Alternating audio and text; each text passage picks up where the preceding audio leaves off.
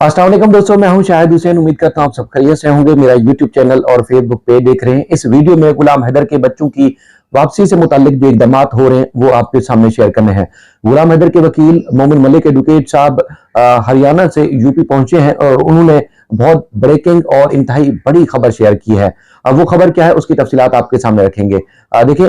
जो पेशरफ्त जो हो रही है वो आपके सामने रखना ना सिर्फ इंतहाई अहम है, बहुत ज्यादा जरूरी है, बल्कि आप सबकी सपोर्ट भी उतनी ही जरूरी है जितनी पहले आप करते हुए आए हैं। और अब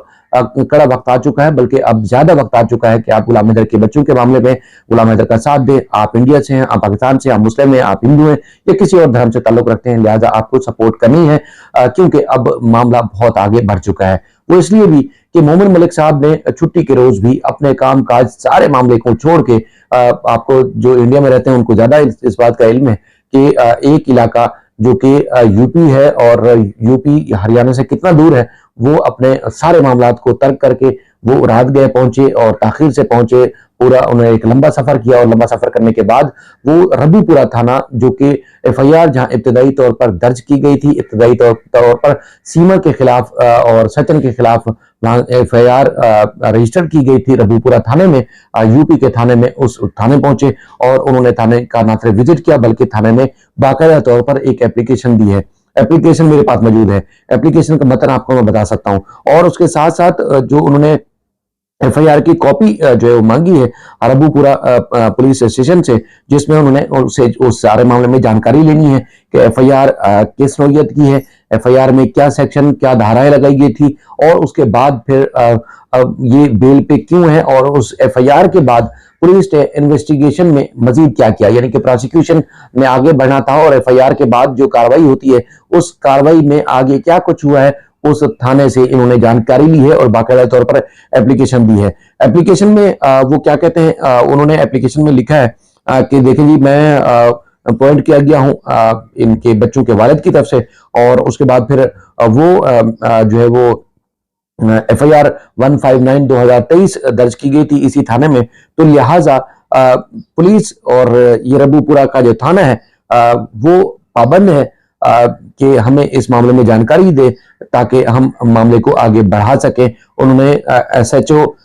एसओ इंस्पेक्टर थाना रबूपुरा को ये एप्लीकेशन में रिक्वेस्ट की है कि जो एफआईआर नंबर 159/2023 सीमा के खिलाफ दर्ज की गई थी वो एफआईआर हमारे हवाले उसकी कॉपी हमें दी जाए, और उसके बाद फिर हमने इस एफआईआर को लेके आगे चलना है, क्योंकि ये रात गए यानी कि गुज़श्ता रोज तकरीबन 12 बजे से पहले वहां पहुंचे थे और इन्होंने एफआईआर दी, और उसके बाद फिर इन्होंने अपनी पूरा बायोडेटा लिखा है एडवोकेट सुप्रीम कोर्ट, और ये चाहते हैं कि ये जो पुलिस ने एफआईआर की और उसके बाद फिर मामला चूंकि सख्त खाने की नजर चला गया था, इसमें मजीद कोई अपडेट सामने नहीं आ रही थी, लेकिन अभी इन्होंने कहा कि देखिए आपको लाजमी है कि मैं गुलाम हैदर का वकील हूं और गुलाम हैदर ने अपने बच्चों की वापसी के लिए इकदाम उठाने के लिए मुझे कानूनी तौर पर पावर ऑफ अटॉर्नी दिया है, वकालतनामा दिया है, तो मुझे चूंकि आगे अदालत में जाकर प्रोसीड करना है मामला, तो इसलिए आपने हमें एफआईआर की कॉपी देनी है। तो बहरहाल ये सारी मामला हो चुके हैं। अब आप ये कह सकते हैं कि अब ये मामला जो हम पहले कह रहे थे कि साल शायद लग जाए, बहुत ताखीर हो जाए, लेकिन अब ऐसा लगता नहीं है कि ज्यादा लंबा समय लगे, ज्यादा लंबा वक्त इसमें लगे, ज्यादा लंबा टाइम लगे, लेकिन ज्यादा लंबा टाइम मुझे नहीं लगता कि लगे, क्योंकि अब वकील ने जो वकील साहब है मोमिन मलिक साहब, इन्होंने अपनी भरपूर कार्रवाई का आगाज किया है और वो दिन रात एक किए हुए हैं। मैं आपको बताऊं कि छुट्टी का दिन है, छुट्टी के दिन भी आपको पता है वकील उनका जो 24-24 घंटे काम होता है, छुट्टी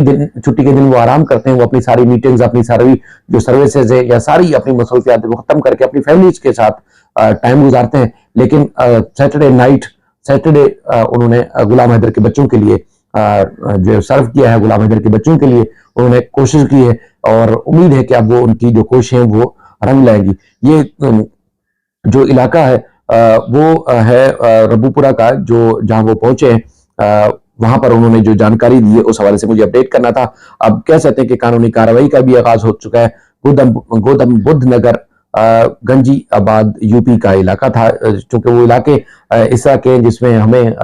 उनकी प्रोनाउंसिएशन में थोड़ी सी मुश्किल होती है, लेकिन ये कि वहां वो मौजूद है और यूपी में ही मौजूद है और मजीद कार्रवाई इंशाल्लाह करेंगे। हमें इस बात की चूंकि अपडेट आपको देना है, गुलाम हैदर भी फिक्रमंद है, आप सब भी फिक्रमंद हैं, तो हम चाहते भी हैं कि आपको सारी मालूमात से आगाह भी करते रहें। अब जो पेशरफ्त होती जाएगी, मैं उन मीडिया के उन दोस्तों से कहूंगा कि आप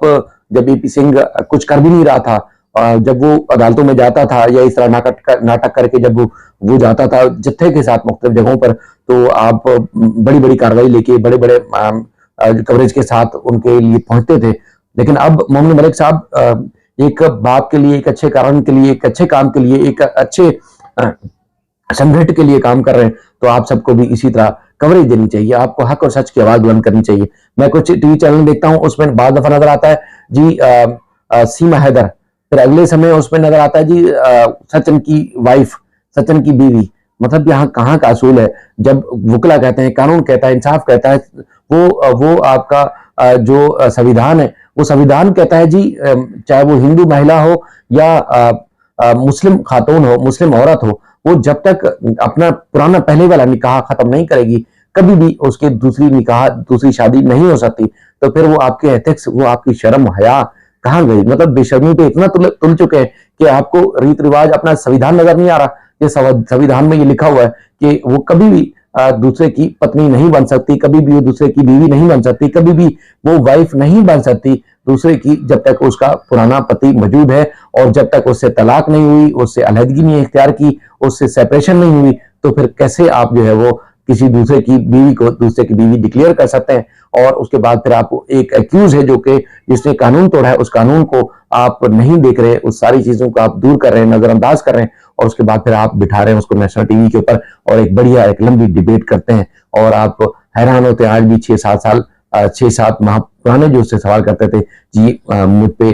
तशद्दुद करता था, मुझे मारपीट करता था, मुझे मारता था, तो मारेगा कोई तो उसके बाद फिर आप घर छोड़ के बच्चों के साथ दूसरी जगह चले जाएंगे और फिर ये दावा करेंगे कि आप किसी और जगह जो है शादी भी कर लें। तो बहरहाल हम अपडेट आपको देते रहेंगे। बहुत सारी इंफॉर्मेशन है, बहुत सारी मालूमात है, वो आपसे शेयर करनी है, हम कोशिश करेंगे। आज चूंकि अंसार बनी एडवोकेट साहब की बुक लॉन्चिंग सेरेमनी है, उनकी किताब की एक रुनमाई है, वो गुलाम हैदर और हमें जाके साथ अटेंड करनी है और इंशाल्लाह वो वहां से भी आपको अपडेट देंगे। गुलाम हैदर के साथ आप होंगे और उनके साथ हैं और इंशाल्लाह रहेंगे। ये सारी जो खबरें हैं, जो सारी अपडेट्स हैं, हम चाहते हैं कि हमारा जो पाकिस्तानी हाई कमीशन इंडिया में है वो इस पे नोटिस लें, चूंकि उन्होंने गुलाम हैदर से रब्ता किया था, तो वो अपनी कार्रवाई का आगाज करें और इस सारे मामले से जुड़े रहें। मैंने जाते जाते एक जानकारी देता जाऊं, क्योंकि मोहम्मद मलिक एडवोकेट साहब ने जो उनको दस्तावेजात या डॉक्यूमेंट्स अंसार बनी एडवोकेट साहब से मौसूल हुई थी, मिली थी, उसके बाद फिर उन्होंने उसकी जो आगे एक पेशरफ्त होती है उससे उन्होंने पाकिस्तानी हाई कमीशन को आगाह किया और उस आगाही के बाद जो है वो आगे मामलात को बढ़ रहे हैं। इसी कारण, इसी वजह से हमने देखा कि मोहम्मद मलिक साहब से रब्ते के बाद, उसकी जानकारी के बाद जो है वो गुलाम हैदर से पाकिस्तानी हाई कमीशन ने रब्ता किया और उन्होंने अपनी जो भी सजेशन दे सकते थे कानूनी तौर पर उन्होंने अपनी सजेशन दी और इस बात का यकीन दिलाया कि वो उनके बच्चे साथ दिलाने में उनकी जरूर मदद करेंगे। जो भी कानूनी चाराजोई वो गुलाम हैदर का साथ नहीं छोड़ेंगे, उनका साथ देंगे। तो आप सब से यही इल्तिजा है, विनती है, रिक्वेस्ट है कि आपने सब साथ देना है और आपने पीछे नहीं हटना है और इसी तरह गुलाम हैदर को उसके बच्चे साथ दिलवा के ही रहना है। अपना ख्याल रखिएगा। अल्लाह हाफिज।